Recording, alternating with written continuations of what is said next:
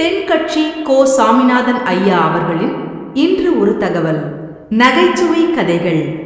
ஒரு இலக்கிய கூட்டம் ஏற்பாடு பண்ணியிருக்கிறோம், நீங்கள் அவசியம் வந்து அதில் பேசணும் அப்படின்னு கேட்டுக்கிட்டார் ஒருத்தர். வேணாங்க, 4 பேருக்கு முன்னாடி வந்து நிற்கிறதுனா எனக்கு ரொம்ப கூச்சமாக இருக்கும் அப்படின்னாரு இவர். ஏன் சார் இன்னமும் குழந்த மாதிரி கூச்சப்படுறீங்களே அப்படின்னார் அவர் ஒரு மாதிரியாக சமாளித்து அனுப்பி வச்சுட்டு அதுக்கப்புறம் அதை பற்றி இவர் யோசித்து பார்த்துருக்கார். சில நிபுணர்கள் எழுதியிருக்கிறத படித்தும் பார்த்துருக்கிறார். மனோதத்துவ நிபுணர்கள் என்ன சொல்கிறாங்க தெரியுமா? 10லேருந்து 20% குழந்தைகள் பிறக்கிறப்பவே கூச்ச சுபாவம் கொண்டதாக தான் இருக்குதான். ஒரு தாத்தா தன்னோட பேர பிள்ளைய ஆசையாக கூப்பிடுறார் விளையாட்டு காட்ட, அதை அழுதுகிட்டு ஓடி போகுது. ஒரு அம்மா தன்னோட பிள்ளைய பள்ளிக்கூடத்தில் சேர்க்கறதுக்காக கூப்பிட்டுக்கிட்டு போகிறாங்க. அந்த புள்ள அம்மாவோட முந்தானையில் ஒளிஞ்சிக்கிட்டு வெளில வரமாட்டேங்குது. இவங்களெல்லாம் எப்படி சமாளிக்கிறது? குழந்தைகளோட கூச்ச சுபாவத்தை போக்குறது எப்படி? இதுக்கு நிபுணர்கள் சில யோசனைகளை சொல்லியிருக்கிறாங்க. மற்றவங்களுக்கு முன்னாடி என் பையனுக்கு கூச்சம் ரொம்ப அதிகம் சார், மற்றவங்க பார்த்தா ரொம்ப வெக்கப்படுறான், இப்படி சொல்கிற அப்பாக்கள் உண்டு. என் பையன் புது மனுஷால பார்த்தா அட்டையாக ஒட்டிக்குவான் சார் அப்படின்னு சொல்கிற அப்பாக்களும் உண்டு. இப்படிலாம் குழந்தைகளுக்கு வந்து முத்திரை குத்துறது ரொம்ப தப்பான். புதுசாக யாராவது வீட்டுக்கு வந்தால் குழந்தை தானாக தன்னோட கூச்சத்தையும் பயத்தையும் போக்கிக்கிட்டு சகஜமாக மாறி வர்றதுக்கு வாய்ப்பு கொடுக்கணுமா. ஒரு கூட்டத்துக்கோ அல்லது சொந்தக்காரங்க கல்யாணத்துக்கோ குழந்தைய அழைச்சிட்டு போகிறீங்க, அங்கே போய் கட்டாயப்படுத்தி குழந்தைய மற்றவங்க கிட்ட பேச சொல்லக்கூடாது. சில சமயம் குழந்தை தானாக தன்னுடைய கூச்ச சுபாவத்தை விட்டு பேசுறதுக்கு முன் வந்தால் அதை பாராட்டணும். குழந்தை கலகலப்பு இல்லாமல் மௌனமாக இருந்ததுன்னா அதையும் கண்டுக்கக்கூடாது. குழந்தை பேச ஆரம்பித்தா அதை ஆர்வத்தோடு கவனிக்க தெரியணும். கலந்து உரையாடுற பழக்கத்தை வீட்லேயே ஆரம்பிக்கலாம். கேட்டதுக்கு பதில் சொல் அப்படின்னு நீங்கள் அதிகாரம் பண்ணிகிட்டு இருக்கக்கூடாது. அது வந்து குழந்தைக்கு பேசுகிற சந்தர்ப்பத்தை குறைச்சிருமா. இப்போ நாம் அதிகாரம் பண்ணால் கேலி செய்கிற பழக்கம் குழந்தைகளை வந்து ரொம்ப பாதிச்சிருமா. பெரியவங்களானதுக்கு அப்புறமும் சில பேர் கூச்சத்தோடவும் பயத்தோடவும் இருக்கிறதுக்கு இதுதான் காரணம். சின்ன வயசில் அவங்கெல்லாம் ஏதாவது கேலிக்கு ஆளாகி இருப்பாங்க. 2வது குழந்தை மூத்த குழந்தைய வந்து கேலிக்கு ஆளாகிற சந்தர்ப்பங்களை கண்டு கேலி பண்ணினா அது இளம் நெஞ்சங்களை விட்டு நீங்கிறதே இல்லையா. எப்பவும் குழந்தையோட நடை உடை பாவனைகளை பற்றி சொல்லிக்கிட்டே இருக்கக்கூடாதான். அதுவே கூச்ச சுபாவத்தை கொண்டுட்டு வந்துடுமா. அப்பா எங்கன்னு யாராவது கேட்டால் இது மாதிரி இன்ன காரியத்துக்காக வெளியில் போயிருக்கார், இத்தனை மணிக்கு திரும்பி வருவார் அப்படின்னு சொல்கிற அளவுக்கு குழந்தைகளை வந்து பழக்கப்படுத்தி வைக்கணும். ஃபோன்லேயே யாராவது விசாரித்தா கூட இது மாதிரி பதில் சொல்லு அப்படின்னு சொல்லணும். சின்ன சின்ன மீட்டிங்கில் 4 வார்த்தை பேச தயார் பண்ணலாம். ஒரு கடையிலையோ அல்லது ஹோட்டல்லையோ ஏதாவது விவரம் கேட்கணும்னா உங்கள் குழந்தைய தைரியமாக அனுப்புங்க. குழந்தைகள் பணிவாகவும் பொறுமையாகவும் விவரம் கேட்குறப்போ கூச்ச சுபாவம் தானாக போயிடும். சின்ன வயசுலேயே இப்படிலாம் பழக்கப்படுத்தினா தான் வருங்காலத்தில் தைரியமாக இந்த சமுதாயத்தில் வாழ முடியும். இல்லைன்னா 60 வயசுலேயும் அடுப்பங்கரையை விட்டு வெளில வர்றதுக்கு கூச்சப்பட்டுக்கிட்டு தான் இருக்க வேண்டியிருக்கும்.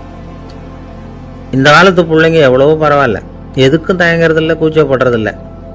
ஒரு அம்மா அடுப்பங்கரையிலேருந்து சத்தம் போட்டாங்க, டேய் ராமு, தயவு பண்ணி அந்த டிவியை நிறுத்துறா, அந்த பெண்ணோட குரல் மகா மோசம், அடுப்பங்கரையில் இருக்கிற என்னாலேயே அதை சகிச்சிக்க முடியல அப்படின்னாங்களாம். உடனே பையன் கொஞ்சம் கூட தயங்காமல் பதில் சொல்கிறான், அம்மா இந்த குரல் டிவியிலேருந்து வரல, எழுத்த விட்டு மாமி தான் இங்கே வந்திருக்கிறாங்க, அவங்க தான் இப்போ என்னோட பேசிக்கிட்டு இருக்கிறாங்க அப்படின்னு. ஐயா, உங்கள் பேரை தொடர்ந்து தினம் கேட்டுக்கிட்டு இருக்கிறேன் அப்படின்னார் ஒருத்தர். தொடர்ந்து கேட்குறீங்களே, உங்களுக்கு காது வலிக்கலையா அப்படின்னு கேட்டோம். பேசுகிற உங்களுக்கே வாய் வலிக்கலை அப்படிங்கிறப்போ கேட்குற எங்களுக்கு எப்படி காது வலிக்கும் அப்படின்னார். நம்ம உடம்புல ஒரு அதிசயம் என்ன தெரியுமா? ரொம்ப நேரம் நாம் நடக்கிறோம்னு வச்சுக்கோங்க, கால் வலிக்கும். ரொம்ப நேரம் வேலை செஞ்சால் கை வலிக்கும், உடம்பு வலிக்கும். ரொம்ப நேரம் பார்த்துக்கிட்டே இருந்தால் கண்ணு வலிக்கும். ரொம்ப நேரம் பேசிக்கிட்டே இருந்தால் வாய் கூட வலிக்கும். ஆனால் ரொம்ப நேரம் கேட்டுக்கிட்டே இருக்கிறதுனால காது வலிக்கிறது இல்லை. அதனால் கேட்கறதுக்கு முக்கியத்துவம் கொடுத்தாங்க நம்ம பெரியவங்க. திருவள்ளுவர் வந்து தேவையில்லாமல் வார்த்தைகளை உபயோகப்படுத்த மாட்டார். ஒரு திருக்குறள்னு எடுத்துக்கிட்டாவே அதில் மொத்தம் 7 வார்த்தைகள், அவ்வளவுதான். அப்படி 7 வார்த்தைகள் மட்டுமே உள்ள ஒரு திருக்குறளில் வள்ளுவர் ஒரே வார்த்தையை 5 தடவை உபயோகப்படுத்தியிருக்கிறார், திரும்ப திரும்ப பயன்படுத்தியிருக்கிறார். அப்படின்னா அதை எந்த அளவுக்கு வலியுறுத்தி சொல்கிறார் அப்படிங்கிறத நாம் புரிஞ்சுக்கணும். அது என்ன குறள்? செல்வத்துள் செல்வம் செவிச்செல்வம், அச்செல்வம் செல்வத்துள் எல்லாம் தலை. செவிச்செல்வம்ங்கிறது அவ்வளவு முக்கியமானது. கற்றலின் கேட்டல் நன்று. அதிகம் கேட்கணுங்கிறதுக்காக தான் எவ்வளவு கேட்டாலும் காது வலிக்கிறது இல்லை.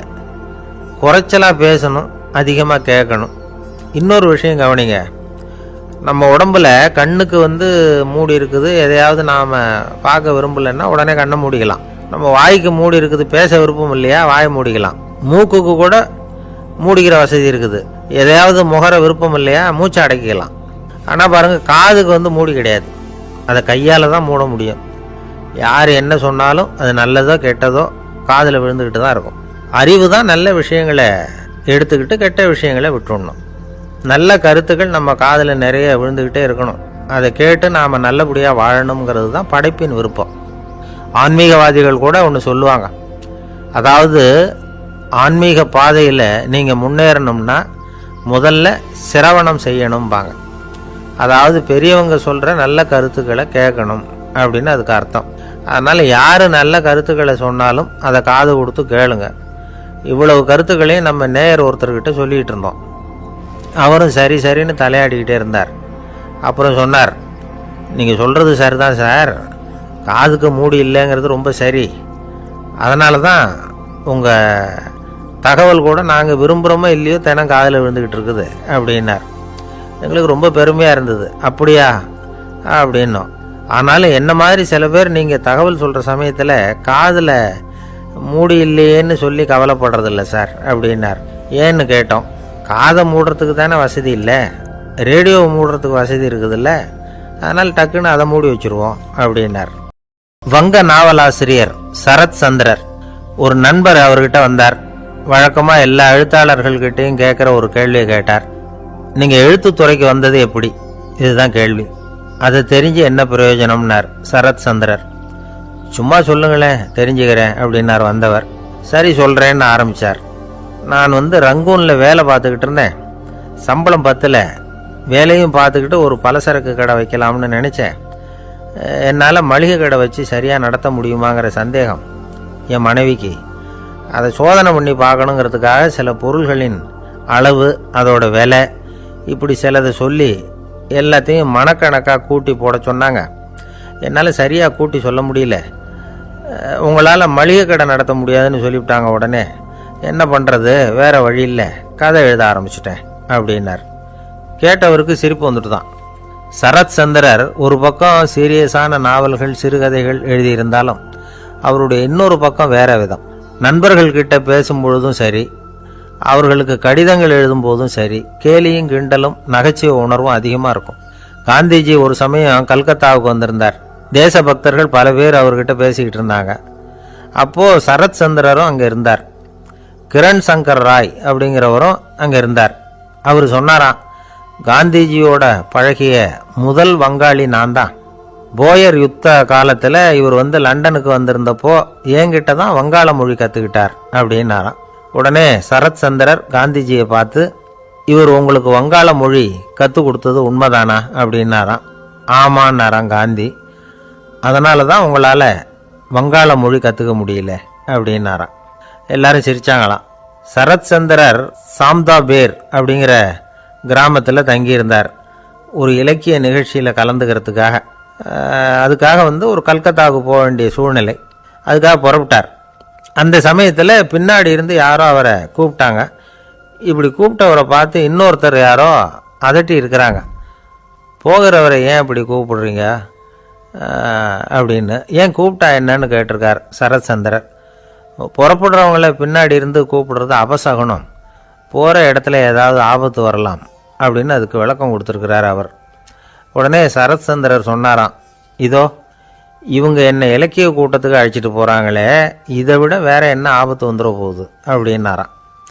இப்படி சரத் சந்திரருக்கு இயல்பாகவே நகைச்சுவை உணர்வு உண்டு. அவருடைய நண்பர் ஒருத்தர் வீட்டுக்கு கூப்பிட்டுருந்தார். அங்கே ஒரு கச்சேரிக்கு ஏற்பாடு பண்ணியிருந்தாங்க. சரத் சந்திரருக்கு இயல்பாகவே கச்சேரியில் நீண்ட ஆலோசனையெல்லாம் கேட்குறதுக்கு பொறுமை இருக்காது. அதனால் மெதுவாக பாட போகிறவர் எப்படி அப்படின்னு கேட்டிருக்கார். அவருக்கு ரொம்ப நல்லா பாட தெரியும் அப்படின்னு சொல்லியிருக்கிறாங்க. அதுக்கு சரத் சந்திரர், பாட தெரியுங்கிறது சரி, பாட்டை நிறுத்த தெரியுமா, அதை சொல்லுங்கள் முதல்ல அப்படின்னாராம். கங்கைக்கரை தோட்டம் பக்கத்தில் ஒரு ஆசிரமம், அங்கே ஒரு பெரியவர் தங்கியிருக்கிறார். அவர் தான் ராமகிருஷ்ண பரமஹம்சர். அந்த ஆசிரமம் இருந்த இடம் கரக்பூர். வங்காளத்தில் பொதுவாக எல்லாரும் மீன் சாப்பிட்றது உண்டு. கங்கையில் குளிச்சுட்டு கையில் ஒரு மீனோடு வர்றது வழக்கம். இவர் இருக்கிற இடத்துக்கு கங்கையில் படகு வழியாக வரணும். அப்படி தான் எல்லோரும் வருவாங்க. வர்றவங்கள ஒன்று கூட்டி ஆன்மீக விஷயங்களை பற்றி பேசிக்கிட்டு இருப்பார். ஒவ்வொரு நாள் ஒவ்வொருத்தர் நகரத்துக்கு போகணும். வரும்பொழுது மீன் கொண்டுக்கிட்டு வரணும். அதுக்கு ஒரு அட்டவணையே உண்டு ஆசிரமத்தில். அது பிரகாரம் ஒரு நாள் சுவாமி யோகானந்தர் படகில் போனார். படகை செலுத்தினவங்க ராமகிருஷ்ணரையும் சுவாமி யோகானந்தரையும் மற்றவங்களையும் பித்தர்கள் அப்படின்னு சொல்லி ஏளனமாக பேசினாங்க. அவங்க என்ன பைத்தியம் பிடிச்சவங்க அப்படிங்கிறது மாதிரி. சுவாமி யோகானந்தருக்கு ரொம்ப மென்மையான இதயம். இவங்க இப்படி கண்ணாபின்னான்னு பேசுகிறத பார்த்தா மீனை வாங்கிட்டு திரும்புகிறப்போ என்ன நடக்குமோ அப்படிங்கிற பயம் வேறு வந்துட்டுது அவருக்கு. அவ்வளவு மென்மையானவர். இதை தெரிஞ்சுக்கிட்ட ராமகிருஷ்ணர் யோகானந்தா இங்கே வா அப்படின்னு கூப்பிட்டார். இவர் கண்ணீரை தொடச்சிக்கிட்டே கிட்ட போனார். சொன்னார், ஐயா, படகு ஓட்டுறவங்க உங்களை பற்றி மோசமாக பேசுகிறாங்க. என்ன திட்டினா பரவாயில்ல, ஆனால் உங்களை அவங்க திட்டுறாங்க. அதை என்னால் தாங்கிக்க முடியல அப்படின்னார். இதை கேட்டதும் ராமகிருஷ்ணருக்கு கோபம் வந்துட்டு தான். என்னது, உன்னுடைய குருவை பற்றி அவங்க மோசமாக பேசும்பொழுது நீ சும்மா இருந்தியா? வெளியில் போ அப்படின்னு விட்டார். குரு நிந்தனை செய்கிறப்போ அதை கேட்டுக்கிட்டு சும்மா இருக்கலாமா? குரு நிந்தனையை கேட்டால் பாவம் இல்லையா? என்னை தூற்றும் போது அவங்க பாவம் செய்கிறாங்க. அதை கேட்டுக்கிட்டு நீ சும்மா இருந்தால் நீயும் பாவம் செய்கிற அப்படின்னாராம். அடுத்த நாள் சுவாமி நிரஞ்சனானந்தர் போக வேண்டிய நாள். இவர் படகுல போகும்பொழுதும் அதே மாதிரி நடந்து தான். அவங்க மோசமாக பேச ஆரம்பித்தாங்க, திட்ட ஆரம்பித்தாங்க. அப்படி கேலி பண்ண ஒருத்தனை இவர் என்ன பண்ணார், பலார்னு கன்னத்தில் அரைஞ்சிட்டார். இன்னொருத்தனை கங்கையில் தூக்கி எறியறதுக்கும் தயாராகிட்டார். அதுக்கப்புறம் அவங்க யாரும் வாயை திறக்கலை. மீன் வாங்கிட்டு வர்றப்பவும் படகுல ஒரே அமைதி. அவ்வளவு பயம் அவங்களுக்கு. ராமகிருஷ்ணர் கூப்பிட்டு விசாரித்தார் என்ன நடந்ததுன்னு. இவர் சொன்னார், அவர் யோகானந்தா போகும்பொழுது என்ன நடந்ததோ அப்படியே தான் இப்போவும் நடந்தது. குரு நிந்தனை செய்கிறத கேட்டுக்கிட்டு நான் சும்மா இருப்பேனா? ஒருத்தனை அப்படியே அரைஞ்சுட்டேன், இன்னொருத்தனை ஆற்றுல தூக்கி போட்டுருவேன்னு பயமுறுத்தினேன், அவ்வளவுதான் அப்படின்னாராம். இப்போவும் ராமகிருஷ்ணருக்கு கோபம் வந்துட்டு தான். என்ன இது, அணியறது காஷாயம், இருக்கிறது ஆசிரமம், உனக்கு இவ்வளவு கோபம் வந்ததுன்னா அப்புறம் என்னத்துக்கு ஆசிரமத்தில் இருக்கணும்? பிரம்மச்சாரி எப்பவும் அமைதியாக இருக்கணும் அப்படின்னு அறிவுரை சொன்னாராம் ராமகிருஷ்ணர். அப்போ இவர் கேட்டாராம், ஏங்க அவருக்கு ஒரு விதமான அறிவுரை சொன்னீங்க, எனக்கு வேறு விதமாக அறிவுரை சொல்கிறீங்க, இதில் எது உண்மை அப்படின்னு கேட்டிருக்கார். இதுக்கு ராமகிருஷ்ணர் சொன்ன பதில் என்னென்னா, அட அசடே, சக்கரத்தில் காற்று அதிகமாக இருந்தால் குறைக்கணும், குறைச்சலாக இருந்தால் கூட்டணும். அவன் சாது, அவனுக்கு அதிக உணர்ச்சி தேவை, உனக்கு படபடப்பு அதிகம், உனக்கு பொறுமை தேவை அப்படின்னாராம். இதில் உள்ள கருத்து என்னென்னா, கல்விங்கிறது எப்படின்னா அதை சூழ்நிலைக்கு தகுந்த மாதிரி கற்பிக்கணும். எல்லாருக்கும் ஒரே மாதிரி கற்பிக்கக்கூடாது. கேட்குறவர் தகுதி, புரிஞ்சுக்கிற திறமை, இதை பொறுத்து கல்வி அமையணும். ஆரம்ப காலத்தில் ஒரு குரு, அப்போ ஒரு சீடன் இருந்தான். அது வேடிக்கையான குரு, வேடிக்கையான சீடன். ஒரு ஆசிரமம். ஒரு நாள் ஒருத்தன் அவசரமாக அந்த குருவை தேடி வந்திருக்கிறான். என்ன விஷயம்னு விசாரித்தார் குரு. உங்கள் சீடர் என்னை அடிச்சுட்டார் அப்படின்னு புகார் பண்ணானா அந்த ஆள். குரு சீடனை கூப்பிட்டார். அடிச்சியா இந்த ஆளை அப்படின்னு கேட்டாராம். ஆமான் இருக்கான் சீடன். ஏன் அடிச்சே அப்படின்னு கேட்டாராம். இந்த ஆள் உங்களை பற்றி மட்டமாக பேசிவிட்டான், என்னால் அதை தாங்கிக்க முடியல, அதனால தான் அடிச்சுட்டேன்ருக்கான். அப்படி என்ன பேசினா அப்படின்னு கேட்டாராம். உன்னுடைய குருநாதர் இப்போல்லாம் அர்த்தமில்லாமல் பேச ஆரம்பிச்சுட்டார் அப்படின்னு சொல்லிவிட்டான், அதனால தான் அடிச்சுட்டேன் அப்படின்னானா. அதுக்காக அடித்தே அப்படின்னாரான். நான் அதுக்காக அடிக்கலை குருவே, இப்பெல்லாம் நீங்கள் அர்த்தம் இல்லாமல் பேசுகிறதாக அவன் சொல்கிறான், அப்படின்னா இதுவரைக்கும் நீங்கள் அர்த்தத்தோடு பேசினதாகத்தானே அர்த்தம், அது தப்பு தானே, அதனால தான் அடித்தேன் அப்படின்னானா. ஒரு பெரியவர் உட்கார்ந்துருக்கிறார். அவரை சுற்றி அவருடைய தோழர்கள் உட்காந்துருக்கிறாங்க. ஏதோ ஒரு முக்கியமான செய்தியை அவர் அவங்களுக்கு சொல்லிகிட்டு இருக்கிறார். அவங்களும் ஆர்வமாக கேட்டுக்கிட்டு இருக்கிறாங்க. இந்த சமயத்தில் யாரோ ஒரு ஆள் வேகமாக அங்கே வர்றார். வர்ற வேகத்திலேயே எனக்கு ஏதாவது உதவி செய்யுங்க அப்படின்னு கேட்டுக்கிட்டே வர்றார். கேட்குறது உதவி, ஆனால் குரல் மிரட்டுறது மாதிரி இருக்குது, அதட்டி கேட்குறது மாதிரி இருக்குது. இதை கேட்டதும் அந்த பெரியவர் ஆத்திரப்படலை, ஆனால் அவரை சுற்றி இருந்தவங்க ஆத்திரப்பட்டாங்க. இதை பெரியவர் கவனித்தார். கொஞ்சம் அமைதியாக இருங்கன்னார். வந்தவரை கூப்பிட்டார். அவருக்கு சில பொருள்களை கொடுத்தார். என்னங்க இப்போ உங்களுக்கு மகிழ்ச்சி தானே அப்படின்னார். ஆ அப்படின்னு அலட்சியமாக அவர் சொல்கிறார். நான் உங்களை நல்ல முறையில் நடத்தினேன்னா அப்படின்னு கேட்குறாரு அவர் மறுபடியும். அதெல்லாம் ஒன்றும் இல்லை அப்படின்னு சொல்லி அவர் சொல்லிகிட்டு இருக்கிறாரு. குரலில் வந்து கடுமை குறையில. சுற்றி இருந்தவங்களால் இதை பொறுத்துக்க முடியல. கோபத்தோடு அவரை நோக்கி நெருங்க ஆரம்பித்தாங்க. பெரியவர் அவங்களையெல்லாம் தடுத்து நிறுத்தினார். வந்தவரை வாங்க என்னோட அப்படின்னு சொல்லி அழைச்சிட்டு போனார். வீட்டுக்கு போனார். அங்கே போனதும் இன்னும் சில பொருள்களை எடுத்து அவர்கிட்ட கொடுத்தார். இப்போ திருப்தி தானே, நான் உங்ககிட்ட நல்ல முறையில் நடந்துக்கிட்டேனா அப்படின்னார். அவர் முகம் இப்போ தான் கொஞ்சம் மலர்ந்தது. ரொம்ப நன்றி, இறைவன் வந்து உங்கள் குடும்பத்துக்கு எல்லா நன்மைகளையும் செய்வான் அப்படின்னு சொன்னார். இதே வார்த்தைகளை என்னுடைய தோழர்கள்கிட்டே வந்து சொல்லிட்டீங்கன்னா அவங்க கோபம் தணிஞ்சிரும், வர முடியுமான்னார். கண்டிப்பாக வர்றேன் அப்படின்னாரு. மறுநாள் காலையில் அந்த இடத்துக்கு வந்தார். அதே மாதிரி சொல்லிவிட்டு அவர் போயிட்டார். தோழர்கள்லாம் ரொம்ப வியப்போடு பெரியவரை பார்த்தாங்க. அந்த பெரியவர் தான் நபிகள் நாயகம். அவர் சொன்னார், ஒருத்தன் ரொம்ப ஆசையாக ஒரு ஒட்டகத்தை வளர்த்துக்கிட்டு வந்தான். ஒரு நாள் அந்த ஒட்டகம் வந்து கயத்தை அறுத்துக்கிட்டு ஓடி போயிட்டுது. அக்கம் பக்கத்தில் இருக்கிறவங்கெல்லாம் அந்த ஒட்டகத்தை பிடிக்கிறதுக்கு முயற்சி பண்ணாங்க. அதை துரத்திக்கிட்டு ஓடினாங்க. ஒட்டகம் வந்து தாறுமாறாக ஓட ஆரம்பிச்சிது. இந்த சமயத்தில் ஒட்டகத்தை வளர்த்தவன் அங்கே ஓடி வந்தான். நீங்கள் அதை ஒன்றும் செய்ய வேணாம், விட்டுருங்க. அதோட சுபாவம் எனக்கு நல்லா தெரியும். அதை சுலபமாக என்னோடய வழிக்கு கொண்டுட்டு வந்துட முடியும். நான் பார்த்துக்கிறேன், விட்டுருங்கோ அப்படின்னா. எல்லாரும் விலைக்கு போயிட்டாங்க. இவன் என்ன செஞ்சான் தெரியுமா? கொஞ்சம் புல்லை கையில் எடுத்துக்கிட்டு அந்த ஒட்டகத்தை நெருங்கினான். அவ்வளவுதான். அது ஓடி வந்து இவன் காலடியில் உட்காந்துக்கிட்டது. செல்லமாக அதை அப்படியே தடவி கொடுத்தான். முதுகில் ஏறி உட்காந்துக்கிட்டான். அது பாட்டுக்கு சாதுவாக நடந்து போகுது. இந்த கதையை நபிகள் நாயகம் தம்முடைய தோழர்களுக்கு சொல்கிறார். ஒட்டகத்தை மட்டும் இல்லை, சில மனிதர்களையும் கூட சில விதத்தில் அணுகி தான் அவர்களை வந்து சீர்திருத்த வேண்டியிருக்குது அப்படிங்கிறத அவங்களுக்கு உணர்த்தினார். இது ஒரு அழகான உளவியல் அணுகுமுறை. சில குடும்ப தலைவர்கள் கூட இந்த ஒட்டகம் மாதிரி நடந்துக்கிறது உண்டு, அப்புறம் அடங்கி போகிறதும் உண்டு. ஒரு குடும்ப தலைவர் காலையில் எழுந்திரிச்சதுலேருந்து சத்தம் போட்டு கத்திக்கிட்டு இருப்பார். பக்கத்தில் இருந்தவங்கெல்லாம் ஓடி போய் சமாதானம் பண்ணி பார்த்தாங்க. அவர் ஓயறது மாதிரி தெரியல. கடைசியில் அவர் மனைவி வந்தாங்க.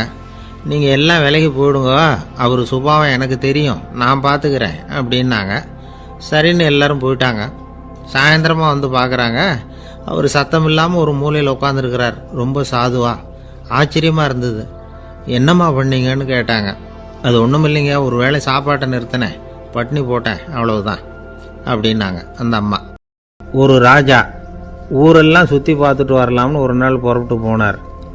ஒரு இடத்துல தறி நெசவு வேலை ரொம்ப மும்முரமாக நடந்துக்கிட்டு இருந்தது. ஒரு பெரியவர் தறியால் நெசவு வேலை செஞ்சுக்கிட்டு இருந்தார். பக்கத்தில் ஒரு அழகான பொண்ணு உட்காந்து நூலை சுற்றிக்கிட்டு இருக்குது. ராஜா அந்த பெரியவரை பார்த்து யார் இந்த பொண்ணுன்னு விசாரித்தார். ராஜா அப்படி கேட்டதும் அவருக்கு ரொம்ப பெருமையாக போயிட்டுது. ஏன்னா உட்காந்துருந்தது அவரோட மகள். அரசே, இது என்னுடைய மகள். இவ வேகமாக நூல் தெரிக்கக்கூடியவள். வைக்கோலை எடுத்து இவ தெரிச்சா கூட அது எல்லாம் பவுனிழையாக வெளியில் வரும் அப்படின்னு ஒரு ராசி இவளுக்கு அப்படின்னு ரொம்ப பெருமையாக ராஜா கிட்ட சொன்னார். ராஜா இதை கேட்டதும் அசந்துட்டார். அப்படியா, இவ்வளவு அழகும் சாமர்த்தியமும் உள்ள இந்த பொண்ணு என்னோட வரட்டுமே, இவளை என் மருமகளாக ஆக்கிக்கிறேன் அப்படின்னார் ராஜா. அந்த பெரியவருக்கு ஒன்றும் புரியல. ஏதோ கொஞ்சம் பெருமையாக சொல்ல போவோ அது இப்படி ஆயிட்டுதே அப்படின்னு கவலைப்பட்டார். இருந்தாலும் ராஜா பேச்ச தட்ட முடியுமா? மகளை அனுப்பி வச்சுட்டார். ராஜா அந்த பொண்ணை அரண்மனைக்கு அழைச்சிட்டு வந்தார். அங்கே ஒரு அறையில் வச்சு பூட்டி விட்டார். அந்த ரூமு நிறைய வைக்கோலை கொண்டாந்து போட்டு அடைச்சாங்க. 3 ராட்டைகள் வேறு வச்சுருந்தாங்க. நாளைக்கு பொழுது விடியறதுக்குள்ளே நீ இந்த வைக்கோலையெல்லாம் தங்க இழைகளாக மாற்றி காட்டணும். நாளைக்கு காலம்புற வந்து நான் இந்த அறை கதவை திறப்பேன். உன் தகப்பன் சொன்னது மாதிரி எல்லாம் தங்கமாக மாறி இருக்கணும், இல்லைன்னா நீ உயிர் தப்ப முடியாது அப்படின்னு உத்தரவு போட்டார். பாவம் அந்த பொண்ணு என்ன பண்ணும், பகல் பூரா அழுதுகிட்டே உட்காந்துருக்குது. ராத்திரி பூராவும் தூக்கம் வரல. மறுநாள் அதிகாலை நேரத்தில் யாரோ கதவை தட்டுற சத்தம் கேட்டுது. பயந்துக்கிட்டே கதவை திறக்கிறா. திறந்து பார்த்தா வெளியில் 3 அவலட்சணமான பெண்கள். ஒருத்திக்கு வந்து கால் அகலமாக முறை மாதிரி இருக்குது, இன்னொருத்திக்கு கட்டை விரல் கரண்டி மாதிரி பெருசாக இருக்குது, 3ஆவது பொண்ணுக்கு உதடு தடித்து ரப்பர் மாதிரி தொங்கிக்கிட்டு இருக்கு. யார் நீங்கள், உங்களுக்கு என்ன வேணும் அப்படின்னு கேட்குது இந்த பொண்ணு. நாங்கள் உங்களுக்கு உதவி செய்கிறதுக்கு தான் வந்திருக்கிறோம் அப்படின்னு சொல்லி உள்ளே வந்தாங்க. உட்காந்தாங்க. கொஞ்ச நேரத்துக்குள்ளே உள்ளே இருந்த வைக்கோலையெல்லாம் தங்க இழைகளாக மாற்றி கொடுத்துட்டு போயிட்டாங்க. காலையில் ராஜா வந்தார், பார்த்தார். ஆகா பேஷன்னார். இன்னும் கொஞ்சம் வைக்கோலை கொண்டாந்து அந்த ரூமில் போட சொன்னார். இந்த வைக்கோலையும் இன்னைக்கு தங்கமாக மாற்றிவிடு, நாளைக்கு மறுநாள் உனக்கும் இளவரசனுக்கும் கல்யாணம்னு சொல்லிவிட்டார். இன்றைக்கி ராத்திரி அந்த 3 பொண்ணுங்களும் வந்தாங்க. வைக்கோலை பொண்ணு இழைகளாக மாற்றினாங்க, புறப்பட்டாங்க. இந்த பொண்ணு அவங்க காலில் விழுந்து வணங்கினா, என் உசுரை காப்பாற்றினீங்க, உங்களுக்கு நான் என்ன கைமாறு செய்ய போகிறேன் அப்படின்னா. பயப்படாத, நீ விரும்பினா எங்களுக்கு ஒரு உதவி செய்யலாம். உன்னுடைய கல்யாணத்துக்கு நாங்கள் 3 பேரும் வரோம். நீ எங்களை வரவேற்று ராஜாக்கிட்டேயும் இளவரசர்கிட்டையும் நாங்கள் உன்னோட பெரியப்பா பொண்ணுங்கன்னு சொல்லி அறிமுகப்படுத்தி வை, நாங்கள் விருந்து சாப்பிட்டுட்டு போயிடுறோம் அப்படின்னாங்க. ரொம்பவும் சந்தோஷமாக சரின்னு ஒத்துக்கிட்டா. கல்யாண நாள் வந்தது. கல்யாணம் ரொம்ப கோலாகலமாக நடந்துக்கிட்டு இருக்கு. எல்லா தேசத்து ராஜா ராணிகளும் வந்துக்கிட்டு இருக்கிறாங்க. அந்த 3 அவலட்சணமான பொண்ணுங்களும் சேர்ந்தாங்க. யார் இவங்கன்னு கேட்டார் ராஜா. என் பெரியப்பா பொண்ணுங்க அப்படின்னா அந்த பொண்ணு. காலும் உதடும் கட்டை விரலும் ஏன் இப்படி உங்களுக்கு அவலட்சணம் ஆயிட்டுது அப்படின்னு கேட்டார். அதுக்கு அந்த பொண்ணுங்க பதில் சொன்னாங்க. என்ன செய்யறது, ஓயாமல் வைக்கோலை நூற்று ஒருத்தியோட கட்டை விரல் அப்படி கரண்டி மாதிரி ஆயிட்டுது. நாக்கில் தொட்டு தொட்டு திரிச்சதுனால ஒருத்தியோட உதடு அப்படி ஆயிட்டுது. காலால் கட்டையை அழுத்தி அழுத்தி தறி போட்டதுனால இன்னொருத்தையோட கால் அப்படி ஆயிட்டுது. உங்கள் மருமகளாக வந்திருக்கிற இந்த பொண்ணு அந்த 3ஐயுமே செய்ய தெரிஞ்சவ தான். என்ன ஆக போதும் இன்னும் கொஞ்ச நாளில் அப்படின்னாங்க. அவ்வளவுதான். ராஜா பயந்துட்டார். அம்மா, இன்னையிலேருந்து நீ இளவரசனின் மனைவி. நீ எப்பவும் அழகாக இருக்கணும். அதனால் நீ இனிமேல் வைக்கோலை திரிக்கவே கூடாது அப்படின்னு உத்தரவு போட்டார். அவளை இக்கட்டான சூழ்நிலையிலேருந்து காப்பாற்றின அந்த 3 பொண்ணுங்களும் சந்தோஷமாக திரும்பி போயிட்டாங்களாம். சுவாமி சின்மயானந்தர் இந்த கதையை சொல்லியிருக்கிறார். தன்னலம் மறந்து சுயலாபத்தை தியாகம் செய்கிறது வைக்கோல்லேருந்து தங்க இழையை நூக்கிறது மாதிரி அப்படிங்கிறார் அவர். அது இருக்கட்டும், இப்போ நம்ம கதைக்கு வருவோம். ஒரு ராஜா தன்னோட மகனுக்கு சுயவரம் நடத்தினார். எல்லா தேசத்திலிருந்தும் ராஜகுமாரர்கள் வந்திருந்தாங்க. ராஜகுமாரியை கல்யாணம் பண்ணிக்கலாம்ங்கிற ஆசையில் சுயம்பர மண்டபத்திலேருந்து எல்லா ராஜகுமாரர்களும் அலறி அடிச்சுக்கிட்டு வெளியில் ஓடி வந்துக்கிட்டு இருக்கிறாங்களாம். ஏன் இப்படி எல்லாரும் மிரண்டு போய் ஓடி வர்றாங்கன்னு கேட்டார் ஒருத்தர். அதுக்கு இன்னொருத்தர் விவரம் சொன்னார். ராஜகுமாரியை இன்றைக்கி தான் அவங்க நேரில் பார்த்தாங்களாம், அதுதான் அப்படி ஓடி வந்துக்கிட்டு இருக்கிறாங்க அப்படின்னார். ஒரு தடவை நாரதர் ஒரு தெரு வழியாக போய்கிட்டு இருந்தார். வழியில் ஒருத்தர் வேத சாஸ்திரம்லாம் படிச்சுக்கிட்டு உட்காந்துருந்தார். அவர் நாரதரை பார்த்து எங்கே போயிட்டுருக்குறீங்கன்னு கேட்டார். கடவுளை பார்த்துட்டு வரலாம்னு போயிட்டுருக்கிறேன் அப்படின்னார் நாரதர். அப்படின்னா அவர்கிட்ட எனக்கு எப்போ முக்தி கிடைக்கும்னு கேட்டுட்டு வாங்களேன் அப்படின்னார் இவர். சரி, கேட்டு வரேன் அப்படின்னு சொல்லிவிட்டு நாரதர் நடந்தார். கொஞ்சம் தூரத்தில் ஒரு மரத்தடியில் ஒரு தொழிலாளி செருப்பு தைச்சிக்கிட்டு உட்காந்துருந்தார். அந்த ஆளும் அதே மாதிரி கேட்டுக்கிட்டார். எனக்கு எப்போ முக்தி கிடைக்கும்னு கடவுள்கிட்ட கேட்டுக்கிட்டு வாங்களேன்னார். அவர்கிட்டையும் சரின்னு சொல்லிவிட்டு நாரதர் நேராக வைகுண்டத்துக்கு சேர்ந்தார். கடவுளை பார்த்தார். இவங்க 2 பேரும் சொல்லி அனுப்பின விஷயத்தை பற்றி கேட்டார். அதுக்கு கடவுள் சொன்னார், அந்த செருப்பு தைக்கிற தொழிலாளி உடல் நீத்ததும் உடனே என்னை அடைவான். ஆனால் அந்த சாஸ்திரம் படித்த ஆள் இப்போதைக்கு என்கிட்ட சேர மாட்டான். அவன் இன்னமும் பல பிறவிகள் எடுத்து அங்கேயே இருக்க வேண்டியிருக்குது. எப்போ இங்கே சேருவான்னு எனக்கே தெரியாது அப்படின்னார். நாரதருக்கு இதோட ரகசியம் என்னங்கிறது புரியல. எனக்கு ஒன்றும் புரியலையேன்னாரான் கடவுள்கிட்ட. சீக்கிரம் புரிஞ்சுக்குவேன், நீ திரும்பி போகிறப்போ நான் இங்கே வைகுண்டத்தில் என்ன செஞ்சுக்கிட்டு இருக்கேன்னு கேட்டால் ஒரு ஊசியின் துவாரத்தில் ஒரு யானையை கோத்துக்கிட்டு இருக்கிறேன்னு அவங்கக்கிட்ட சொல்லு அப்படின்னார் கடவுள் சிரிச்சுக்கிட்டே. நாரதர் பூமிக்கு திரும்பினார். கடவுளை பார்த்தீங்களா, எப்படி இருக்கார் அப்படின்னு விசாரித்தார் வேத சாஸ்திரம் படித்தவர். ஓ பகவானா, அவர் யானையை ஊசியின் காதில் நுழைச்சிக்கிட்டு இருக்கிறார் பார்த்தேன்னார் நாரதர். ஊசி காதில் யானையா, அது எப்படி முடியும்? நீங்கள் சொல்கிறத நான் நம்ப மாட்டேன்னு விட்டார் அவர். சரி, இந்த ஆளுக்கு இறைவன் பேரில் நம்பிக்கை இல்லை அப்படிங்கிறத நாரதர் புரிஞ்சுக்கிட்டார். அடுத்தபடியாக அந்த தொழிலாளி இருந்த இடத்துக்கு போனார். இறைவனை பார்த்தீங்களான்னு கேட்டார் அவர். பார்த்தேன், ஒரு ஊசி துவாரத்தில் யானையை கோத்துக்கிட்டு இருந்தார் அப்படின்னு சொல்லிவிட்டு நாரதர் அந்த ஆள் முகத்தை கவனித்தார். அந்த தொழிலாளி இதை கேட்டுட்டு கொஞ்சம் கூட ஆச்சரியப்படலை. அவரால் முடியாத காரியம் கூட உண்டானார். என்ன இப்படி சொல்கிற, ஊசியின் துவாரத்தில் யானையை கோக்க முடியும்னு நீ நம்புறியா அப்படின்னு கேட்டார் நாரதர். நிச்சயமாக நம்புகிறேன்னார் அவர். அது எப்படி அப்படின்னு கேட்டார் இவர். இதை பாருங்கள், நான் இந்த ஆலமரத்தடியில் தான் தினமும் உட்காந்துருக்கிறேன். தினமும் இந்த மரத்திலிருந்து எவ்வளவோ பழம் கீழே விழுது. இந்த பழத்தில் இருக்கிற ஒவ்வொரு விதையிலேயும் உள்ள ஒரு ஆலமரம் இருக்குது. ஒரு சின்ன விதைக்குள்ள ஒரு பெரிய ஆலமரம் இருக்க முடியுங்கிறப்ப ஊசி துவாரத்தில் கடவுள் யானையை நுழைய வச்சாருங்கிறத ஒத்துக்கிறதுல என்ன கஷ்டம் இருக்குது அப்படின்னு ரொம்ப சர்வசாதாரணமாக பதில் சொன்னாராம் அந்த தொழிலாளி. நாரதர் யோசனை பண்ணார். இந்த தொழிலாளி வேத சாஸ்திரங்களையெல்லாம் படிக்கலைன்னா கூட அறிவுபூர்வமாக சிந்திச்சு இறைவனை நம்புகிறான். அதனால தான் கடவுள் இந்த ஆளுக்கு சீக்கிரம் முக்தி கிடைக்கும்னு சொன்னார் அப்படிங்கிறத புரிஞ்சுக்கிட்டாராம். இந்த கதையில் வர்ற கடவுள், நாரதர், வைகுண்டம் இதெல்லாம் ஒரு பக்கம் இருக்கட்டும், ஒரு சின்ன விதைக்குள்ள ஒரு பெரிய ஆலமரம் தூங்கிக்கிட்டு இருக்கு அப்படிங்கிற உண்மை, அந்தரத்தில் 1000 கிரகங்கள் சுற்றிக்கிட்டு இருக்குங்கிற உண்மை, இதெல்லாம் நாம் பார்த்துக்கிட்டு தானே இருக்கிறோம். இந்த உண்மைகள் அதிசயமாக நமக்கு தெரியறதுனால அதை நம்பாமல் இருந்துட முடியாது. இயற்கையை பரிபூர்ணமாக நம்புங்கள், அந்த நம்பிக்கையே நம்ம வாழ்க்கைக்கு ஆதாரம் அப்படிங்கிறத விளக்கறதுக்காக தான் இந்த கதை. இந்த காலத்தில் நம்ம பிள்ளைங்களுக்கெல்லாம் இது மாதிரி நம்பிக்கை அதிகமாகவே இருக்குது.